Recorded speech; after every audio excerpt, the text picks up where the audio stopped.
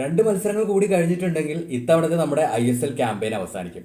എന്നാൽ അടുത്ത സീസൺ നോർമലായിട്ട് സ്റ്റാർട്ട് ചെയ്യുമെന്ന് പ്രതീക്ഷിച്ചിരിക്കുന്നവർക്ക് വലിയ തിരിച്ചടി നൽകുന്ന കാര്യങ്ങളാണ് ഇപ്പോൾ സംഭവിച്ചുകൊണ്ടിരിക്കുന്നത്. പുതിയ സീസൺ ISLൽ ക്ലബ്ബുകൾക്ക് എൻട്രി ഫീ ആയിട്ട് 3 കോടിയാണ് ഫെഡറേഷൻ ആവശ്യപ്പെടുന്നത്.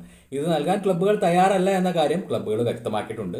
അങ്ങനെയാണെങ്കിൽ ISLൽ നിന്ന് ക്ലബ്ബുകൾ പിന്മാറുന്ന അവസ്ഥ വരുമെന്നാണ് ക്ലബ്ബുകൾ പറയുന്നത്. സംഭവം FSDL ഉണ്ടായിരുന്ന സമയത്ത് ISL നടക്കുമ്പോൾ പെർ ഇയർ ഏകദേശം 50 കോടി രൂപ ഫെഡറേഷന് ലഭിക്കുമായിരുന്നു. എന്നാൽ ജീനിയസ് സ്പോർട്സ് ആണ് പുതിയ സീസണിൽ വരുന്നതെന്നാണ് പറയുന്നത്.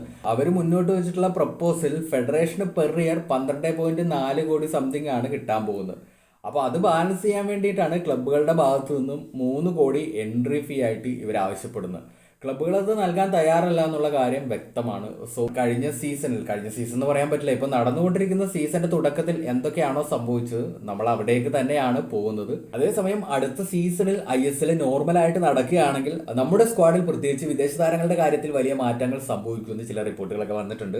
വിക്ടർ ബെറ്റമും കെവിൻ യോക്കും മാത്യാസ് ഫെർണാണ്ടസ് ഇവർ മൂവരും ക്ലബ്ബിൽ തുടരില്ല എന്നാണ് റിപ്പോർട്ടുകൾ വന്നിട്ടുള്ളത്. അത്ര വലിയ റിലയബിൾ ആയിട്ടുള്ള സോഴ്സുകളൊന്നും അല്ല റിപ്പോർട്ട് ചെയ്തിട്ടുള്ളത്. പക്ഷേ ഇത് സംഭവിക്കാൻ ചാൻസ് ഉള്ള കാര്യമാണ്. അപ്പോൾ ഇതിനെക്കുറിച്ചിട്ടുള്ള നിങ്ങളുടെ അഭിപ്രായങ്ങൾ കൂടി ഒന്ന് കമന്റ് ചെയ്തേക്കാം.